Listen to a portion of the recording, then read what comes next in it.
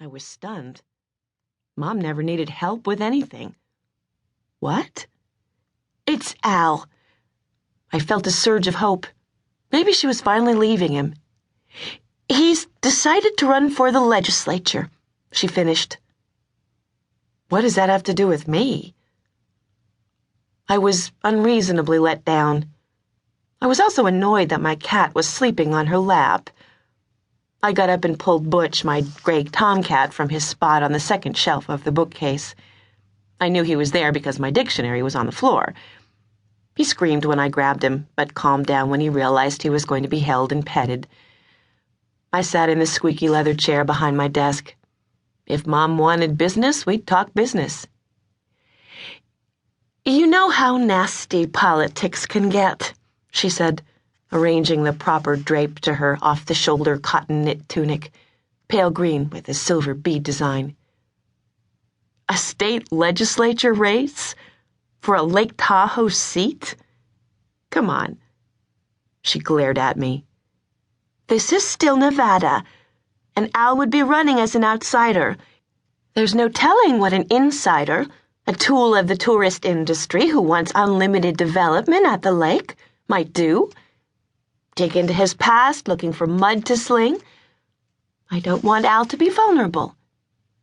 You don't want you to be vulnerable. She opened her mouth and shut it again, so I continued. I'll bet $1,000 that not one of Al's closets has so much as a rat-sized skeleton in it. I have to say, though, that Al running as a slow-growth candidate is a shocker. Biting the hand that used to feed him, isn't he? Al was a reasonable developer, not like those greedy bastards who would dump sewage into the lake, destroying a national treasure to line their own pockets. Besides, he's retired, and we live there. Right. So what is it you want me to do? I want you to find your father. I was speechless. I'll pay you, Mom said, misinterpreting. Why? Because I want you to think of this as a job, just like any other job, and I want you to devote some time to it without worrying about money. And my fee comes out of Al's campaign fund. But that isn't what I meant. Why do you want me to find him? I was going to say his name, but it wouldn't quite come out. I need him to do something for me. I waited. I need him to sign the divorce papers, she said, pursing her burgundy lips, oblivious for the moment of the little lines the gesture deepened.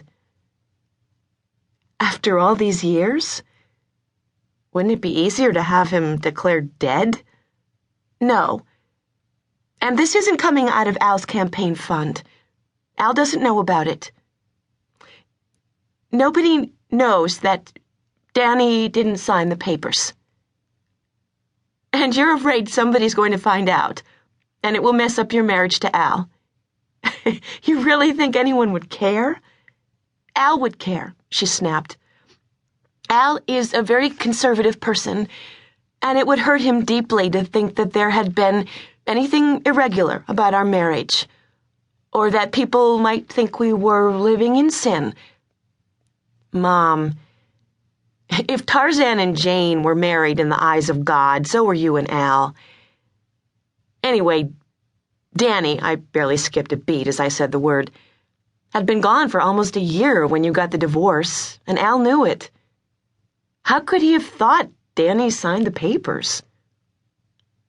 I lied.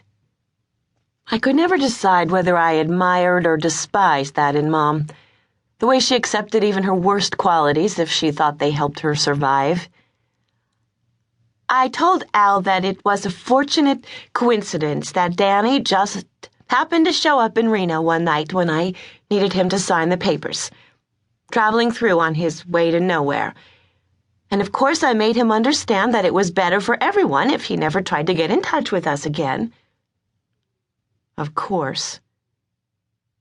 Of course she would come up with a story that put her in control.